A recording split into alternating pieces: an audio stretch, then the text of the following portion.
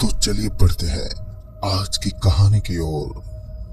दोस्तों, राजस्थान के जयपुर जिले से करीब 80 किलोमीटर दूर अलवर जिले में स्थित भानगढ़ का किला लोगों के लिए हमेशा से कौतूहल का विषय रहा है। इस किले से कुछ किलोमीटर की दूरी पर ही सरिस्का नामक नेशनल पार्क भी स्थित है। किले में कई मंदिर भी हैं, जिसमें भगवान सोमेश्वर, गोपीनाथ, मंगला देवी और केशवराय के मंदिर प्रमुख मंदिर हैं। इन मंदिरों की दीवारों और खंभों पर की गई नक्काशी से अंदाजा लगाया जा सकता है कि यह समूचा किला कितना खूबसूरत और भव्य रहा होगा। कहते हैं कि भानगढ़ की राजकुमारी रत्नावती बहुत ही खूबसूरत थी। आज भी भानगढ़ की सच्चाई से कोई रूबरू नहीं है। तो ये जानते हैं भानगढ़ के किले में घूमने गए एक ऐसे शख्स की कहानी, जो गया तो सिर्फ घूमने के उद्देश्य से था, लेकिन समय के चक्कर ने अपना ऐसा रंग दिखाया कि अपने कुछ लोग उसे इस दुनिया से अलविदा कहकर स्वर्ग की ओर प्रस्थान कर गए। निकित एक प्रिंसिपल का लड़का था, जो अभी अभी अपनी कॉलेज की छुट्टियों से कहीं अच्छी जगह घूमने का बेहतरीन प्लान बना रहा था। उसे जब भानगढ़ के बारे में पता चला तो उसने भानगढ़ जाने का मन बना लिया था और अपने बाकी दोस्तों को भी सूचित कर दिया कि हम सभी बहुत जल्द एक ऐसे स्थान पर घूमने के लिए जाने वाले हैं जहाँ की हर एक चीज अपने आप में एक रहस्य है। निकित के पास खुद की एक गाड़ी थी, जिससे वो घूमने फिरने का काम करता। मध्य प्रदेश के निवासी निकित ने एक ऐसे स्थान को चुना था जिसकी असलियत एक ऐसी हकीकत से जुदा थी, जो कड़वी होने के साथ साथ बड़ी अजीब और डर भरी थी। रविवार के ही दिन निकित अपने 5 दोस्तों के साथ अपनी गाड़ी लेकर मध्य प्रदेश से राजस्थान की तरफ रवाना हुआ। मध्य प्रदेश से निकलते समय निकित ने देखा कि आज ट्रैफिक का जमावड़ा कुछ ज्यादा ही फैला हुआ था। हर जगह ट्रैफिक जाम था। बस कुछ ही दूरी तय करने के बाद जब निकित ने अपनी कार उस जगह पर पहुंचाई जहां का इलाका सुनसान और वीरानियत में डूबा हुआ था, या फिर ऐसा कहें कि वो स्थान बड़ा ही अजीब और सुनसान लग रहा था। जंगली झाड़ियों के साथ साथ वहां चारों तरफ एक अजीब सा सन्नाटा था। लेकिन इन सब बातों का निकित के साथ उसके दोस्तों पर कोई भी असर नहीं डाल पाया। भले ही अंधेरा गहरे रूप में था, लेकिन 5 दोस्तों को इन चीजों से कोई फर्क भी कहां पड़ने वाला था। वो आपस में बातें करते हुए भानगढ़ में मौजूद उस किले के बारे में ही बतला रहे थे तो उनका एक दोस्त अचानक ही बोल पड़ा कि शाम के बाद उस किले के चारों तरफ आर्कियोलॉजिकल सर्वे ऑफ इंडिया की एक टीम मौजूद रहती है, जो अंधेरे में किसी भी इंसान को उस किले के अंदर दाखिल नहीं होने देती। निकित को रात के वक्त ही उस किले में घूमना था, तो वो सोचने लगा कि किले के अंदर कैसे पहुंचा जाए, क्योंकि पुलिस को चकमा देना इतना आसान नहीं था। निकित और उसके साथियों को भानगढ़ पहुंचते पहुंचते हल्का हल्का सा अंधेरा हो चुका था, लेकिन 5 जने उस किले के द्वार तक पहुंच गए। आज अंधेरी रात का माहौल रहने वाला था और पहले तो निकित उस किले के चारों ओर पुलिस को देखने लगा कि क्या सच में यहाँ पर पुलिस मौजूद है। तो उसने पाया कि वहाँ पुलिस का कोई नामो निशान नहीं था। खैर, इतना उन सभी दोस्तों के लिए काफी था। गहरा अंधेरा होने से पहले ही भानगढ़ के उस किले के द्वार को बंद कर दिया गया था और फिर निकित का शैतानी दिमाग उस द्वार के ऊपर छलांग लगाने के बारे में सोचने लगा। लेकिन उस किले की इमारतें काफी ऊंची ऊंची और घनी चौड़ी आकार में बनी हुई थी, तो ऐसे में उस किले के अंदर दाखिल हो पाना कतई आसान नहीं था। लेकिन फिर निकित अपने शैतानी दोस्तों को लेकर किले की एक ऐसी जगह पर पहुंचा जहां से किले में पहुंच पाना बड़ा ही आसान था। निकित ने सबसे पहले उस किले के अंदर छलांग लगा दी और फिर अपने सभी दोस्तों को उस किले के अंदर आने का इशारा किया, तो वो सभी भी उस किले में पहुंच गए। उन्होंने देखा कि एक अजीब सा सन्नाटा उस बड़े से बंगले में डर नाम का शोर मचा रहा था। हर जगह एक खामोशी भरी डरावनी आवाजें जो छोटे मोटे कीड़ों की थी। अभी तो रात के सिर्फ 10:30 बजे थे, मगर ऐसा फील हो रहा था मानो आधी रात हो चुकी है। 5 जने अभी इधर उधर टहल रहे थे कि तभी उन्हें एक आवाज आई। खटखट की ये आवाज किसी के कदमों की ही थी। ऐसा लग रहा था मानो कोई तो है जो आसपास मंडरा रहा है, मगर वो कौन है? इस वाक्य से अनजान 5 दोस्त चुपचाप अपनी छोटी सी बैग से कैमरा निकालते हुए तस्वीर को क्लिक करने लगे। कौन हो तुम लोग और देर रात्रि इस हवेली में क्या कर रहे हो? इस आवाज को सुनते ही निकित धीमे से अपने पीछे मुड़ा तो उसने देखा कि एक बड़ी सी लकड़ी लिए एक बुढ़ा सा आदमी खड़ा था। उस आदमी का चेहरा गुस्से से लाल हो चुका था पता नहीं उसके चेहरे पर किस चीज का गुस्सा था। उस आदमी ने निकित को यहाँ से भागने का इशारा किया, पर पहले तो निकित उस आदमी की बातों को समझ ही नहीं पाया। बाद में उस आदमी ने कहा, अगर तुम्हें अपनी जान की थोड़ी भी परवाह है तो तुम्हें यहाँ से निकल जाना चाहिए। शायद तुम नहीं जानते हो, इस हवेली का नाम सिर्फ दहशत के नजरिए से देखा जाता है। निकित अभी भी उस बूढ़े शख्स की बातों को समझ नहीं पाया, लेकिन उस बूढ़े की बातें सुनकर निकित तुरंत अपने दोस्तों को लेकर तुरंत उस हवेली से निकल गया। आज निकित का दिल और भी बेचैन होने लगा, इस बात को लेकर कि आखिर इस हवेली के अंदर ऐसा क्या है जो उसे इतना खौफनाक बनाती है, और वो बुढ़ा कौन था जिसने उसे और उसके सारे दोस्तों को वहां से भगा दिया। निकित इस बात को जानना चाहता था, जिस कारण वो एक रात के लिए उस हवेली के करीब कैंप लगाकर वहीं विश्राम करने लगा। सभी दोस्त वहीं कैंप लगाकर आराम से सोने लगे, लेकिन जब एक बार फिर सुबह का वक्त हुआ तो उन्होंने देखा कि उस हवेली के अगल बगल में उन्हें कोई बूढ़ा आदमी दिखा ही नहीं। चारों तरफ एक गहरा सन्नाटा पसरा हुआ था। हालांकि अब वो वक्त हो चुका था जब लोग उस हवेली के आसपास घूमने के लिए पहुंचे थे। निकित भी दिन के जोरदार उजाले में उस हवेली के अंदर दाखिल हुआ तो उन्हें अफसोस तो इस बात का हो रहा था कि उस बंगले की सीमाओं से दूर दूर तक किसी भी बूढ़े आदमी का कोई ठिकाना ना था। निकित के मन में ये बात खटक रही थी कि वो आदमी कौन था जिसने रात के वक्त उस हवेली से बाहर भेज दिया था। चारों तरफ एक गहरा सन्नाटा पसरा हुआ था। हालांकि अब वो वक्त हो चुका था जब लोग उस हवेली के आसपास घूमने के लिए पहुंच चुके थे। निकित भी दिन के जोरदार उजाले में उस हवेली के अंदर दाखिल हुआ तो उन्हें अफसोस तो इस बात का हो रहा था कि उस बंगले की सीमाओं से दूर दूर तक किसी भी बुजुर्ग आदमी का कोई ठिकाना न था। निकित के मन में ये बात खटक रही थी कि वो आदमी कौन था जिसने रात के वक्त उस हवेली से बाहर भेज दिया था। एक बार फिर निकित ने अपने आप को रात के वक्त उस हवेली के अंदर जाने का सुझाव दिया, क्योंकि वो उस हवेली की सच्चाई के बारे में ही तो जानने के लिए यहाँ पर पहुंचा था।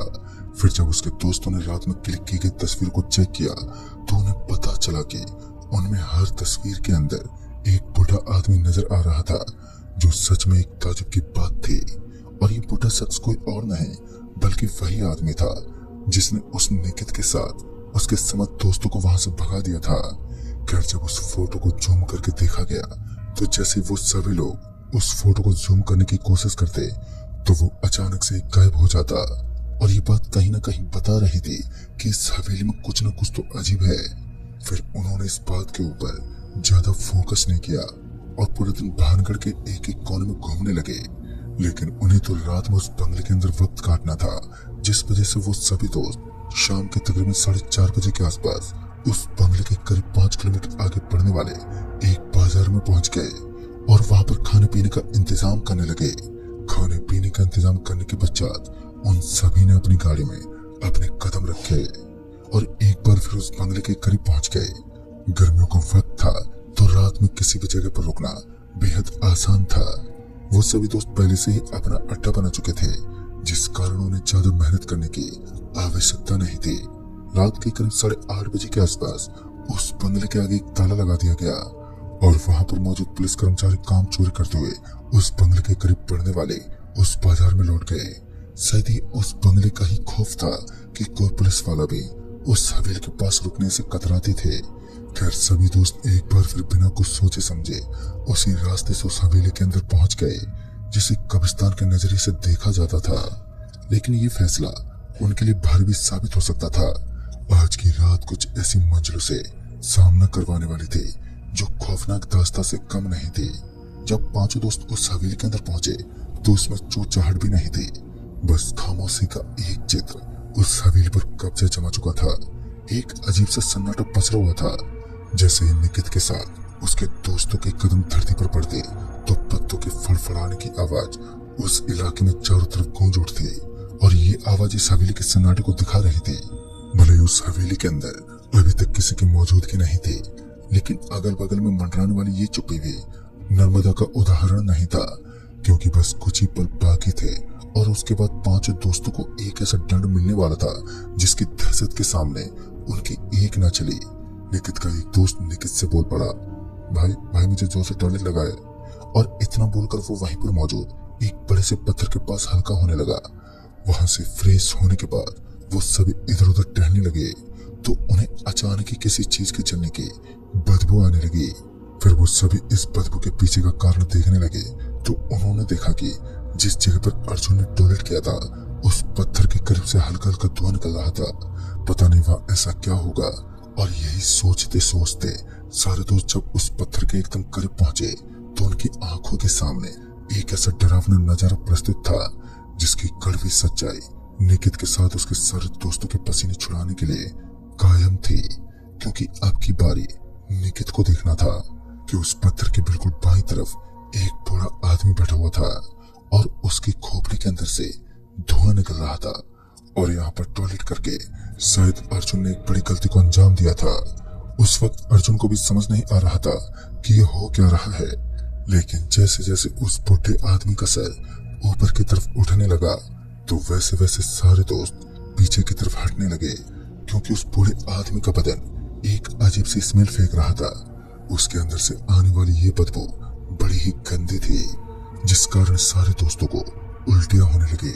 और अब उन सारे दोस्तों को ये बात अच्छे से मालूम पड़ चुकी थी कि उनके सामने खड़ी ये मुसीबत कोई सामान्य इंसान नहीं है। तो उन्होंने उसी वक्त एक तेज तर्रार दौड़ लगा दी।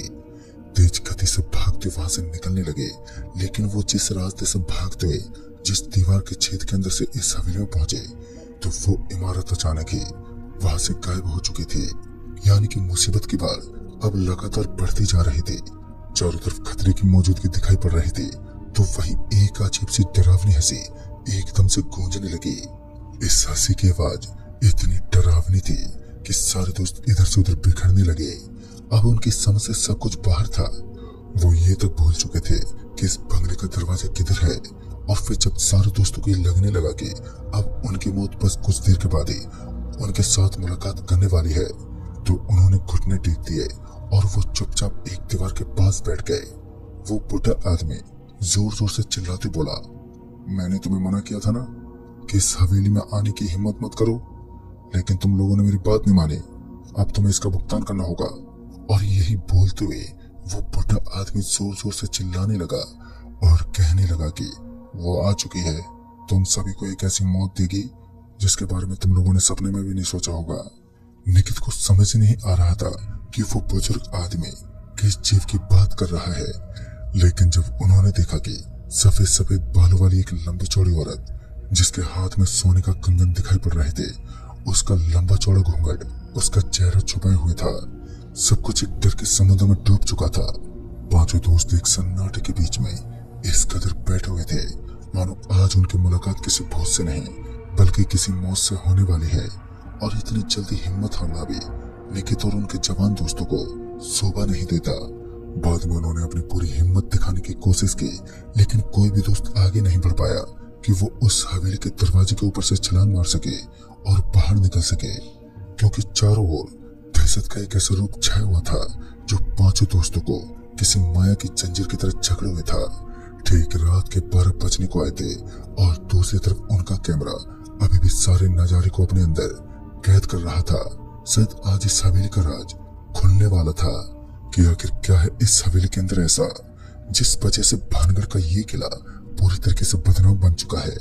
फिर वो सफेद सफेद बालों वाली औरत एकदम से गायब हो गई और मौका पाते ही सारे दोस्तों ने हिम्मत दिखाई और वो वहां से भागते दरवाजे के पास पहुंचे तो उन्होंने देखा कि अब दरवाजे के करीब किसी राजा के पास जैसी सेना मौजूद होती थी। बिल्कुल उसी तरह का एक नजारा दिखा। ऐसा प्रतीत हो रहा था मानो किसी राजा की सेना उस द्वार पर खड़ी हो। लेकिन डरावना दृश्य तो ये था कि उन सभी सैनिकों में कुछ के हाथ पैर कटे हुए थे तो किसी की गर्दन पीछे की तरफ मुड़ी हुई थी। सभी चीजें अजनबी की तरह दिखाई पड़ रही थी। डर का दस्तूर कुछ इस तरह बन चुका था कि अब यकीनन उस स्थान पर मौत की ही मौजूदगी होने वाली थी।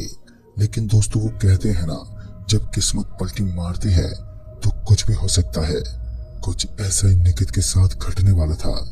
कहते हैं जब इंसान माफी मांगने लगता है तो उसकी सारी गलतियां माफ कर दी जाती है। अर्जुन ने जिस पत्थर पर टॉयलेट किया था तो फिर अर्जुन हाथ जोड़कर वहीं गिड़गिड़ाने लगा था और वहां पर मौजूद अदृश्य शक्तियों से माफी मांगने लगा।